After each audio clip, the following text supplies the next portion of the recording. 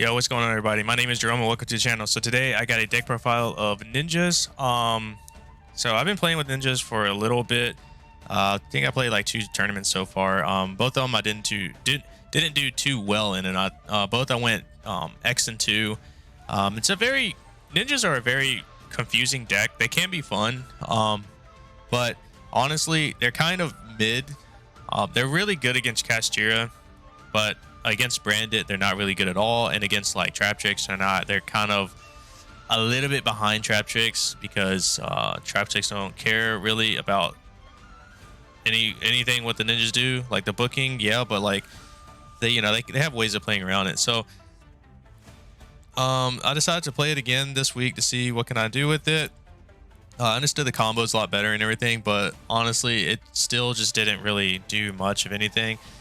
So yeah, I think it's a mid-tier deck. I don't really think it's highly competitive. I think it's just something fun to play if you're looking for a very cheap deck. And if you're more of a casual player than a competitive player, this is something that will probably be up your alley. I do have a combo that I'll show that is an OTK combo. A lot of people don't really know about it.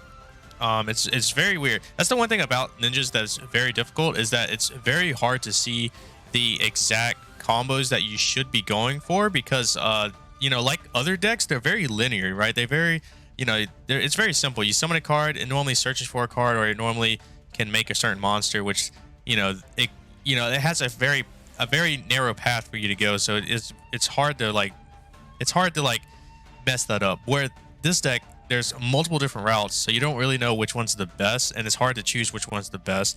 And a simple Ash can just like kind of ruin this entire deck. Like, that's the only thing that sucks about this deck, is that one Ash can kind of defeat it. But we'll go over the deck profile really quick. So we have the 3 Hanzos, and then we have the 3 Tabari, or I'm guessing that's how you pronounce it. If you don't know what this does, basically this is the quick effect fusion. Yeah, that's about it. That's all you need to know.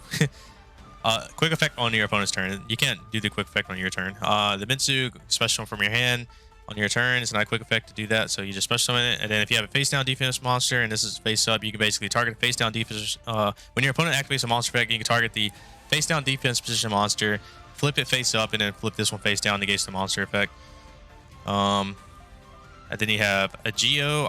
Some people play one of. I play 2. I was playing 1 at first, but I didn't really like having it in my opening hand, so that's why a lot of people play 2 of it, is because there is a chance that it could be in your opening hand, and if it is in your opening hand, it is a dead card. So this is the brick of the deck. You want this card to be in the deck.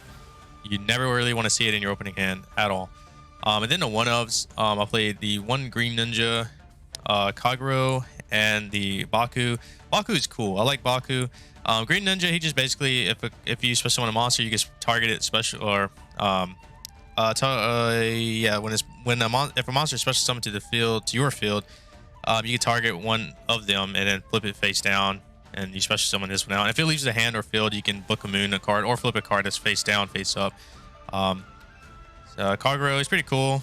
Normal summon and flip summon or whatever. You can basically special summon one from the graveyard and face down defense. Also has a graveyard effect. If your opponent targets exactly 1 ninja card you control, you can basically return that card back to the hand and special summon it. And then you got Baku, and Baku is he's my favorite. Honestly, he's the coolest one.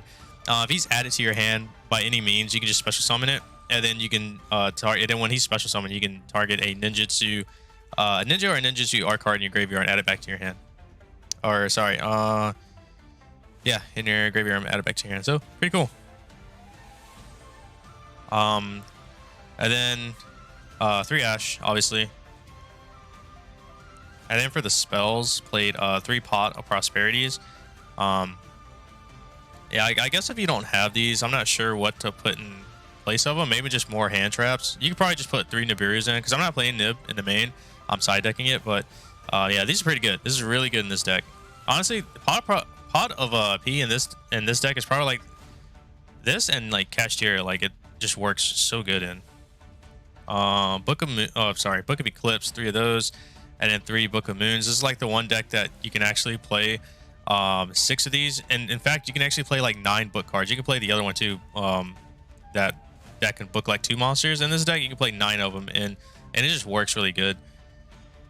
Then you got the 3 ninjutsu notebooks, and then the 1 Iron Digger. So there's a cool little loop that you can do with Iron Digger and Baku. So basically, if Baku's in your graveyard, you can just equip this to any monster.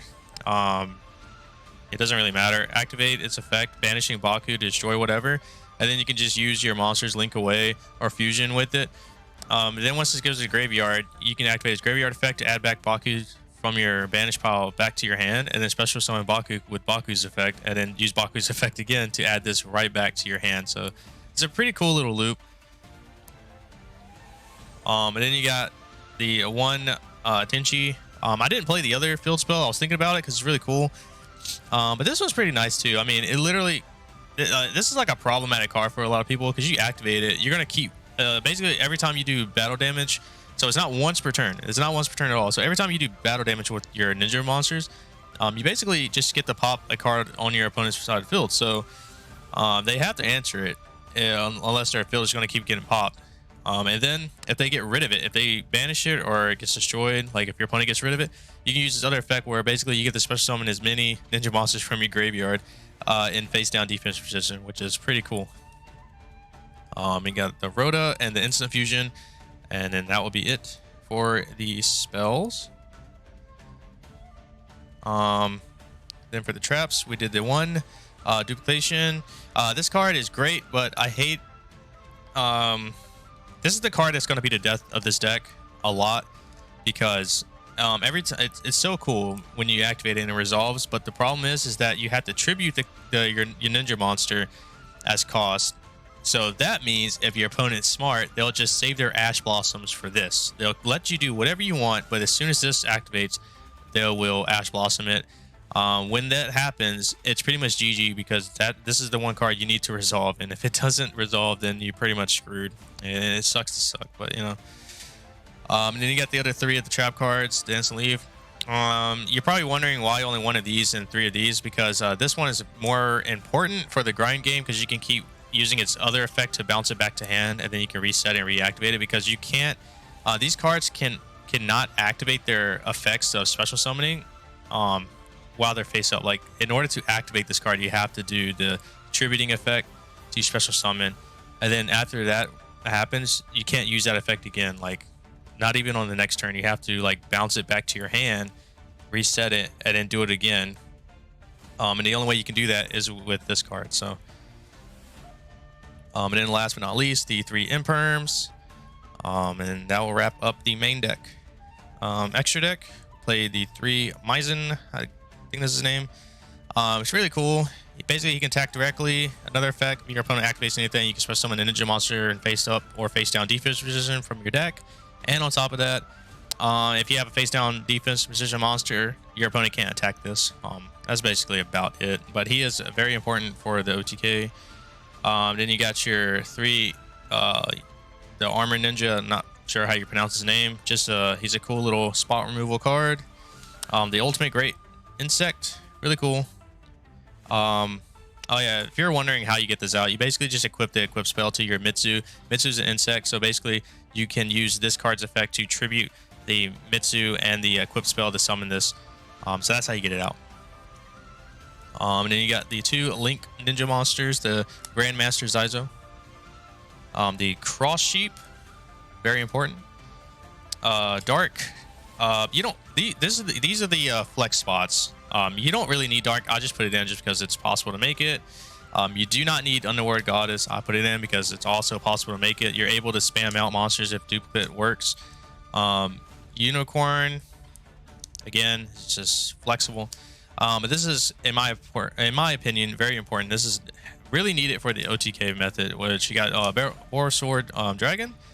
And then also another very important card for another OTK line, if you want, with duplicate, is the one Ninja Mosquito. So, and then for the side deck, completely, you can change this up altogether, but I will tell you exactly the cards that I would keep in at all times. But starting off with the three Kaiju, I wish I had the turtle one. I don't have them, so I just put this in. You don't have to play these. This is just here just because I don't know. I just wanted to play a Kaiju. Three Nibirus. So you have to play these. You can main deck them if you want. I main decked them in my first build, and they work. The problem is that you have to be kind of wary of it because you can book your opponent's monsters, but this only tributes face-up monsters. So once you book their monsters, you can't tribute them for Nib anymore. So that's why I just put them in the side deck, because I found myself booking their monsters and then not being able to get rid of them with Nibiru or like with any means attacking over them because they have huge defenses, even though I can just attack directly for game. It's just that they would sometimes have like counter things to me, so then I couldn't really get 2 monsters on board or something. It's hard to explain, but the one spell card I play, which is just Harpies, then 3 D barriers, and then I have the 3 evenly matches. It's the best trap card in the game right now. And then I think the most important card is 2 there can only be ones. Now I was actually thinking about main decking this, and going forward, if I ever do play ninjas again, because I don't think I'm gonna play them for a while, because in all honesty they're fun, but they're just not that competitive, and I'm pretty competitive at this game, so I think it's more of a casual kind of play style. But if I do decide to play this deck again, I'm definitely main decking these, because this card can just destroy so many decks right now. The only one it sucks against is Branded, but if you match anything else, it will destroy them. So that will conclude the deck. Now, real quick, I'm gonna give you an example of why this deck is so difficult to play, and it's hard to understand sometimes. So, real quick, the 2 cards that will win you the game are these 2. Now, you're probably wondering, how are these 2 gonna absolutely win you the game, right? Like, how is that even possible? Well, basically, say if you're going second, your opponent doesn't put up any negates, they don't have an Ash Blossom or anything like that, and you're probably wondering, you know, that's a lie, like they're always going to have that. Well, let's just say hypothetically they just had a really weak turn, right? It doesn't matter. So here is how you win. You normal summon, you activate its effect, and you will search for your notebook, right? You will special summon out your Mitsu, then you will link these 2 away, and you will summon out your Cross Sheep. Very important. Let's see if I can zoom out real quick. All right. You'll summon out your Cross Sheep. Then you activate your notebook, and you will special summon. Well, sorry. You will grab from your deck your Iron Digger. Right, so that's going to be set. And then you're going to set your Mitsu. Or you can set Hanzo. It doesn't really matter. Whichever one you really... It doesn't really matter at this time. Right, so let's have those set. Now, you will equip your Iron... You activate it, and you equip it to the Sheep. You'll activate its effect to banish your... to banish your Hanzo. Yeah, to banish your Hanzo. Equip to your Sheep, banish your Hanzo, and then pop your own Iron Digger. Goes to grave, Iron Digger's effect. You will grab back your Hanzo. Now, you will set it. You will not special summon. You will not add it to your hand. You will choose to special summon it in face down defense position. Now, you will contact fusion, right? Both those away for your Mitsu. Or Maizen, sorry. For Maizen. Now, you activate Cross Sheep's effect to special summon back your Hanzo. Right, now Hanzo's effect will go ahead and activate, and you will add to your hand Baku. Baku's effect will activate since it was added. It can special summon itself. And now, since it was special summoned, you activate its effect to add from your graveyard your Iron Digger. So that's back in your hand. Now you will link these away to summon your Borrelsword Dragon.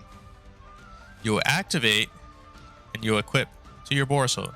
Now this makes this a ninja monster. So now you go into battle phase. You will attack directly for 25, and then you'll attack with Borrelsword directly for, or Borrelsword directly for 3k, or sorry, for 35 because it gets 500 more attack. And then you activate its effect to put this to defense, and then you attack again for 35 directly again for game. So that is just one of the biggest OTK kind of things you can do. And so yeah, like I said, very confusing kind of deck to play, but you know, with practice you'll get it, and it's overall a a fun deck, but competitive, not really. Casual, yeah. Not saying that you can't top or win any tournaments with it. You definitely can, but you know, it's going to take some time, and you're going to have some lucky matches because, like I said, it's really only good against the Kashtira deck. So other than that, I hope you guys enjoyed the video. Please like and subscribe. We're almost to 200 subs, guys. We're at, well, like 169 right now, so it'll be really cool to hit 200. So yeah, let's make it happen. Other than that, I will see you guys in the next video. Peace.